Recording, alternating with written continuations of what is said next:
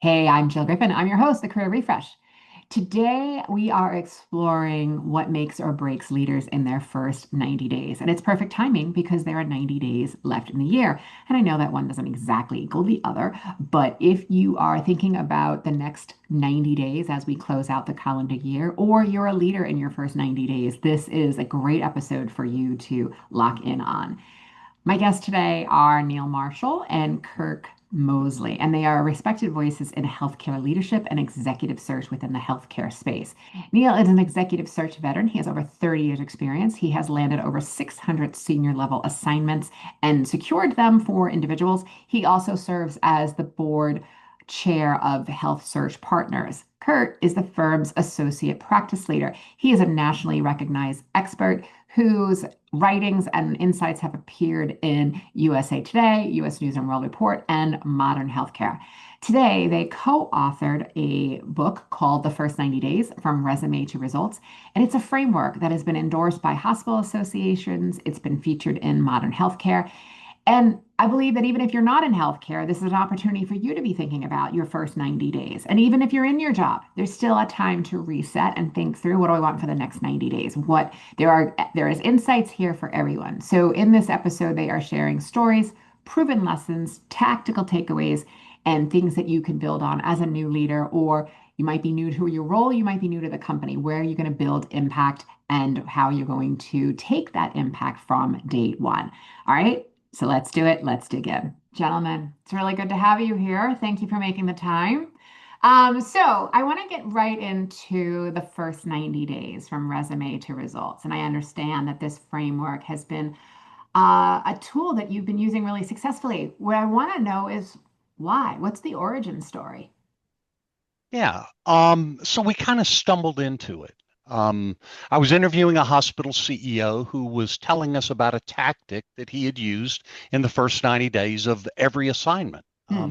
And I remember thinking, that is really significant. And I've interviewed 10,000 hospital executives, and I've never heard anybody do anything like this. So I started questioning why more people that I've interviewed have never mentioned a 90-day plan, Hmm. right? So Kurt and I started doing research. And what we also found is that how many of the careers can be broken Oh, tell in us that more first about that. 90 days, right? Tell us more about Um, Sure. Well, we interviewed a CEO who, in the first 90 days, he fired a subordinate and did very little research behind it, that. Oh dear. and discovered that they were one of the most popular people in the organization, Hmm. and it brought this person down. Hmm. They Yeah. were gone. Right, right. I can see that. All right. So you had a conversation, you stumbled upon it, Mhm. and then what made you turn it into a series? Um, well, again, I thought it was very significant, and I talked to Kurt about it, and Kurt was like, "Well, let's write this one up." And so I went back and talked to the guy and interviewed him, and we got all the nuances of it and wrote it up in an article, Hmm. and published it, and it got a lot of attention, and we decided, hey, this is a great way to help our community, which are hospital executives. Right, right. All right. So you mentioned that one that was the origin story, but okay, you've heard so many stories. So tell our listeners and our viewers what were some of the most unconventional things that leaders tried that actually worked? So Well, let me do this. Let me tell you my one or two top Sure. ones, right? And then And I'd love then to hear from Kurt, Kurt. then I know Kurt has got a couple. My Yep. favorite is the first one, right? Richard Parks, CEO. He started at Lubbock Methodist, and he said, Neil, he said, whenever I go to a new place, my wife stays home to sell the house, and I move into the hospital. And I said, yeah, Richard, everybody works hard in their first 90 days. And he said, no, I move into the hospital. All hospitals that are big have places where the residents sleep. He said, I move into the residence dorm. And I do that for the first 90 days. And I said, well, what did you come up with? What? And he said, my first night, slept, woke up the next day, and there are all these residents around. And you know how old people do. I asked them how they slept, right? And one of them said, I slept like crap. These mattresses are horrible. And he said, I can fix that. And he called his VP of facilities and he said, we're replacing all of the mattresses in the residence lounge today. Let's get 5 pickup trucks. We're going to Costco and buying 30 mattresses. Mm. And he said the last day he stayed there, he was there 10 years. He said, on my last day, people were still bringing up that story. Wow. Wow. Okay. Okay. The other one, Shane Cerrone, who was CEO at Beaumont Health up in Michigan. I'm always looking for the Holy Grail. Shane, tell me the one that, what is the bit? He said, Neill, it's not one thing. It was a series of 100 things that we did, little bitty things that end up being significant. Mm. Okay. Kurt, you have some. Yeah, well, a couple that I always like to mention. Dan Castillo, he was at County USC Medical Center in LA, and his first day he showed up at around 1 a.m. Instead of doing, rounds at the same day, when his first day he walks around with everybody and they're waiting for you up front in the foyer of the hospital. And he did these rounds during night shifts where people never rarely saw the CEO at all. And people got to know him. And he said basically his message was, I care about the night shift as well as do the day shift when things happen. And he also said, I really found out, spending a lot of time late night in the emergency department, he found out how the hospital truly ran and he developed some systems that really needed to be corrected right away. And this, it really drove his targeted change. He said, he came in and said, what do I want to be the first 90 days? And he said, I want to make change. I don't want to go too quick, but I want to make change. And many of the changes, really, he found out during doing those night shifts that he came in on. He'd come in, like I said, 1 a.m., 2 a.m. for the first 2 weeks. Another gentleman that I talk about, Jim Decker, he wrote a book called Transforming the Heart of Leadership. And he said, I really developed this 25-50-25 rule. And I said, okay, what's that? Some new concept. And he said, well, when he first started and he was going to the Regional Blood Center in Knoxville, he was the CEO there. And he said, the 25% of the people there are like you right away. They're on your side. He goes, 50% are in the middle. And I needed to interact with them and, introduce myself and say to myself, how am I going what symbolic action am I going to take? How I'll be visible in a meaningful way. Then he said the 25%, the bottom 25%, you're really not going to convince. But he said, you still work on them, you're nice to them. He said, but not waste your time. He said, but concentrate on the 25 and the 50%. He still gets you through the first 90 days. And I also like Jim. He told me, he said, Kurt, on the side, he said, never let a good crisis go to waste. And I said, I've heard that before. And I said, what'd you do? And he said, well, the first week I wanted to make an impression. So Dunkin' Donuts had just come into town. So he went and bought Dunkin' Donuts for the whole doctor's lounge. Well, little did he know that they've been using the same in-town bakery for 20 years. And there was an uproar on the first day. And he said, so I changed it. He goes, it was a crisis, but I made it work in my favor. I love it. So when you think across, you've all these individual stories, there probably are themes and patterns that are showing up again and again. And while we do have those in healthcare, and that is your prime area, also thinking about these same patterns or themes have to apply across other industries too. What are some of those patterns and themes that you're seeing that leaders can really step back and then deploy within their organization to create positive change? Well, I think most importantly is when they start establishing trust in not just members in the hospital, but people in the community. I think that's very important. Harvey McKay wrote a book. It's a Dig Your Well Before You're Thirsty. And it was basically reaching out to people before you needed their support, community leaders, attending conventions, community events, social media, sometimes, depending on the city or the town, going to church and introducing yourself. And stay in touch constantly. I mean, promote yourself, market yourself at the start. And then really listen before you take actions. There's a lot of pressure on a CEO, Jill, the first 90 days to do something. Mhm. But in a lot of cases, some of a general theme that ran through some of the CEOs said it's better to do nothing when you're unsure of what's going on. John Wooden, who was uh, national legend coach of UCLA basketball, he had a quote that says, "Be quick, but don't hurry." And what that meant was understand before you make a move. You got to understand they expect things in the first 90 days. The board does, the hospital does, the patients do, the doctors do. But make sure before you make that first move, people said the general theme was, I fully understood the situation before I acted on anything. Mhm. So, Mhm. and I think those are keys. And then another one I think is people either get this or don't get it, Jill, but is understanding the culture of the hospital in that first theme. Because people always say new CEOs rarely stumble because their lack ability, because they got hired because their ability, but they stumble because they misread the culture at the very start. And I always like How to can they say, get a read on the culture? Because not everyone wants to be honest right away with the CEO, right? It can put you in good graces, it can put you in jeopardy. yeah, it's a good question, but are the people that we did the symbolic actions that like Neill talked about, like sleeping in the hospital, replacing the mattresses. We had Neill had a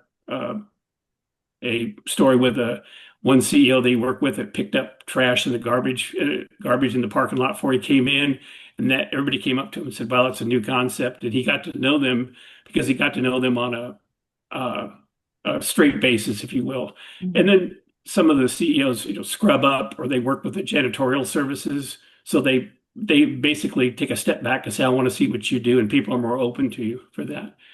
And I always say culture is really the multiplier. Ignore it, you get even the best strategy will fail because it'll if you don't understand that culture, it'll hit you 10 times down the road. So um, in culture is an invisible structure, as you said. It's really hard to figure out. But just being honest with people and saying, "I need your help at the start. Tell me what the general theme of the hospital is." And one CEO even said, "Listen, I'm replacing another CEO. But tell me if you could talk to him now, tell me a couple things he could have done differently to be more successful."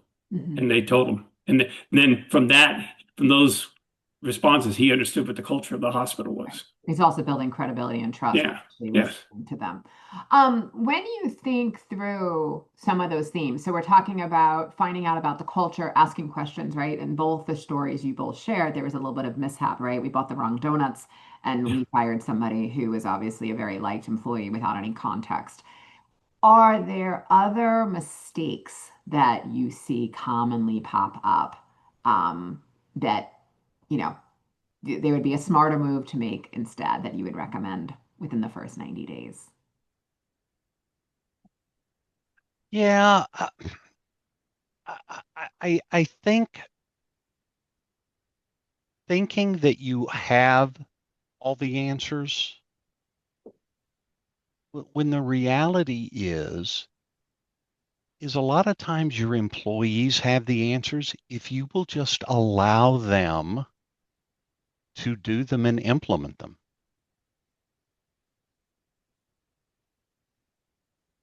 Okay.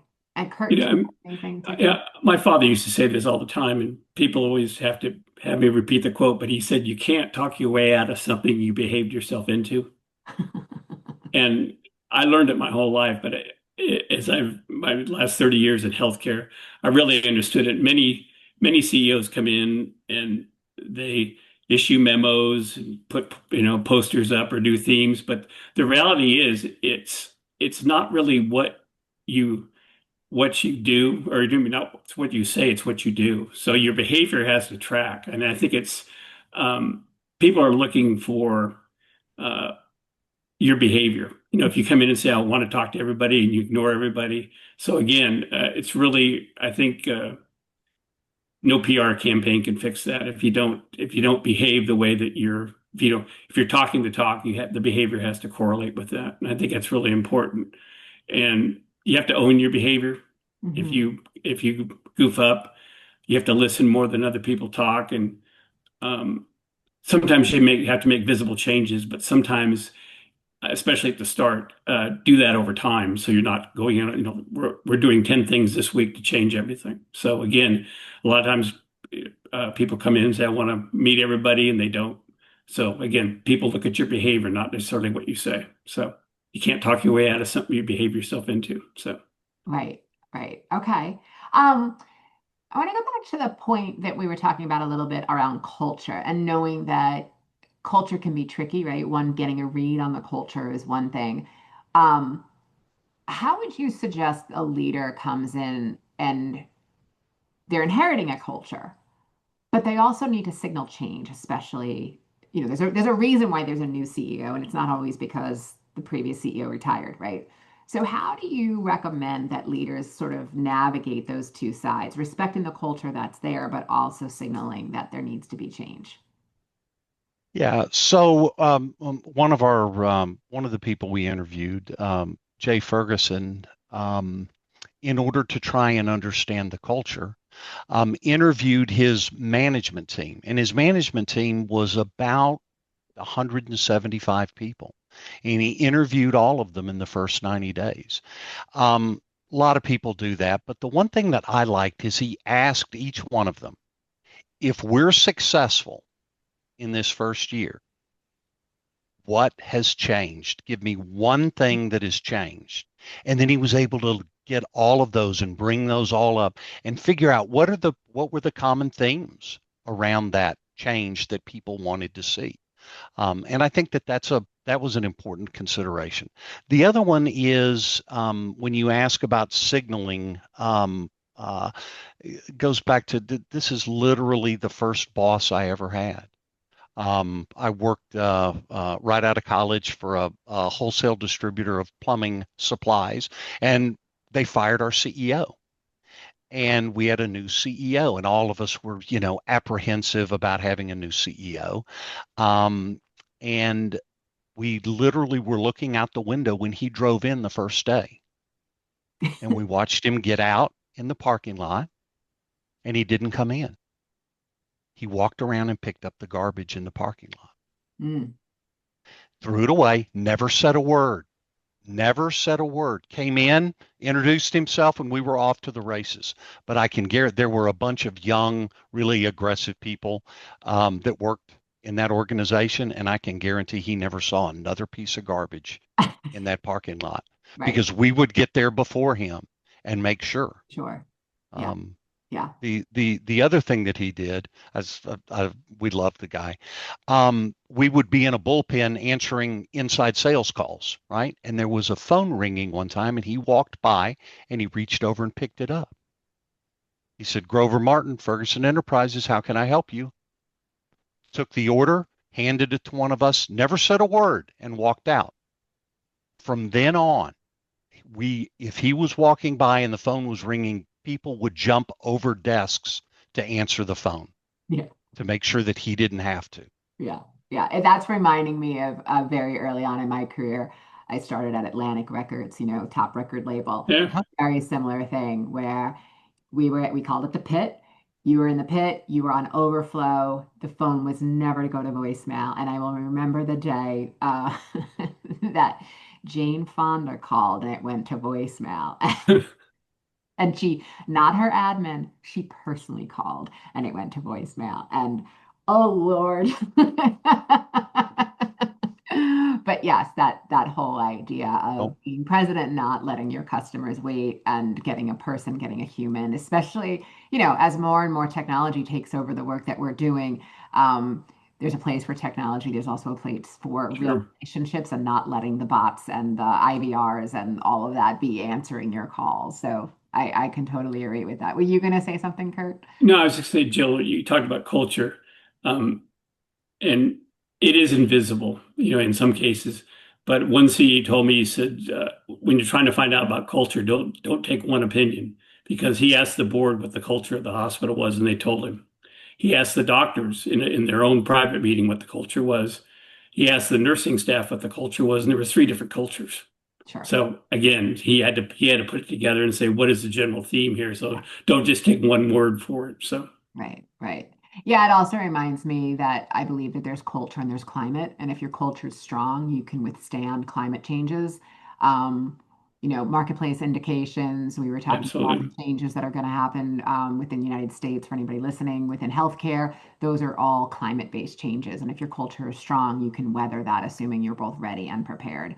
Um, so when you start to think about visibility and trust, I want to come back and talk a little bit about relationships, but talk about if you were going to speak to someone who is in that C-suite hoping to get to this role, or maybe the step below the C-suite hoping to get into the C-suite role. Um, what would you be telling them to focus on as far as visibility and trust and how important that is within, if they're taking on an assignment or within their first 90 days? Yeah, I mean, I think it's incredibly important, and you be as visible as you possibly can. I remember interviewing a VP who said one of the things that she did is um, she would actually go work in each of her departments and not as a VP. She put on the uniform of the department. And one of our people did it also, Derek Ziegler out in Memphis. He works in each of his departments, but he doesn't work as a VP. He picks up a broom and he says, "Give me the hardest job, give me the dirtiest, give me the worst job you can give me," and he does it without complaint. And he does it for them. He serves them and does it for them, right? Mhm, mhm, And I think that is being really visible, mhm. right? Being with your people. Okay. And Um, I think that I don't mean to be repetitive, but words don't really build trust when you're trying to ascend to a different level. Behavior does. Make yourself be visible. Take on that extra assignment. People always say, "I want more, I want more, I want more," but be that utility, baseball player that will play all fields and learn all fields, just to help the team. Say, basically, I'm here to be a team player. Whatever I can do to help at this very moment. So, like Mm, I said, they look at the behavior, and that builds trust. It's not what you say; it's how you behave. And I think you know, trust doesn't really hinge on being perfect, but it really hinges on being accountable. mhm. And during that time, if there are mistakes, account for them, own up to them. So, I can kind of hear some of our listeners and viewers wondering, like, I always say leadership is a lifestyle choice. And if you are thinking about that visibility and you are in the up and coming, how much is enough? Meaning, what would you say to those people who are thinking, yes, I want to be visible, but I also have values that my family is important, that I'm working a certain amount of time, my own health, my own well-being, getting enough sleep, mental health, all of that. How would you speak to someone who is coming up and, hoping to get to this level? What would you say to them and how to make that visibility thing right-sized? well, I think that I asked the CEO one time, and you hear CEOs say, "Listen, 100% of my time is devoted to my job," and he said that's not the way to succeed. He said 85, 90% of your time should be devoted to your job. The other 10% should be your family and your personal interests, or you're going to burn out, and people will understand that. So again, understanding it's not being there 100% of the time. It's taking time for yourself to learn, be a part, work with your uh, outside interests and work with your family. So. Neil, did you have something to add to that? yeah, it has gotten technology has allowed us to improve certain things, and we can use technology in certain circumstances. I'll give you an example. In our business, I used to spend 8 hours a day on the telephone. I don't call anybody anymore. I either we communicate shortly via email or we're doing this, Hmm. right? And I think that it's so much more valuable and builds such a better relationship doing this versus being on the telephone. Hmm.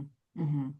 So if someone again was thinking through how do they navigate the expectations of visibility versus like the other extreme, which would be like presenteeism, what advice would you give them for um, how to structure that for themselves? define presenteeism. I'm not sure I understand it. Oh, okay. Yeah, so all of your Gen Z and millennial friends will tell you about this. Presenteeism is, I mean, I had to do it depending on where you sat. The CEO was still there. He couldn't leave. 6, 7, 8 o'clock, 9 o'clock, couldn't leave, couldn't leave. Don't be the first one to the elevator. You need to be seen. You need to be showing that you're working, even if your work's done. There's a tone, and depending on some cultures that have like you need to be here. I know it gets talked about around return to office. If I'm being asked to come into return to office and work, yet I'm coming in and nobody else is there, so all I am all day, then I'm not actually interacting with people and I'm on a video screen all day. Did I need to be here? Right? That's presenteeism. Like how I 100% believe we need to be meeting people physically in some capacity, different roles, different jobs, right? If you're an engineer, maybe you don't have to do that as much because you're doing independent contributor work. But how are we balancing um, that we have a $30 billion asset class called commercial real estate and we need to fill this building versus do we really need people in that? And that's what we're talking about presenteeism and visibility. And these are real questions that workers are asking. They want to do a good job, but does it require what does visibility mean? And I would just love, as you two seasoned executives have done this, what does it mean in your world? You know what, Jill, that's so complex. That's why Jill, we're I mean, here. Yeah. really complex, and I don't know that there's an answer that there's an easy answer to it, right? Yeah. Um, um, Here's what I would focus on. Rather than focus on the big, I would focus on the few. So make sure that you're focused on the level above you, building the relationship with your boss and your boss's boss if you can, right? And really focus on that relationship. And that one doesn't need to be a 12-hour a day relationship, but really focus on those important relationships. And then remember that, you know what, our careers are not 10 years, they're not 20 years. They may start being 40 years. And so it's doing a little bit every single day. Mm. You don't have to do all 14 hours in one day. Right. I love it. I think it's a really strong answer. And I agree with you. It's not a one size fits all. There's too many nuances to it. But again, what we're seeing is the bottom rung of the career ladder right now is broken. So if we're not in a position where we can give guidance and help and give some wisdom on those that are coming up, we're not going to have bench strength. We're not going to have seasoned executives continuing to fill up if we're not helping them you know, get structured and get the understanding of different cultures and then picking and choosing which culture or which vibe kind of works for them. Yeah, I appreciate that answer. On that same point, one of the series or one of our next series is going to be on mentoring, Mhm. right? Because we want to explore, do you need mentoring today? I mean, the reality is when we all were coming up, we learned from our mentors, right? If we wanted to find out how to do something, you called a mentor and you asked them. Well, today, if I ask my son, hey, do you want me to teach you how to do this? He says, no, I'll learn it on YouTube.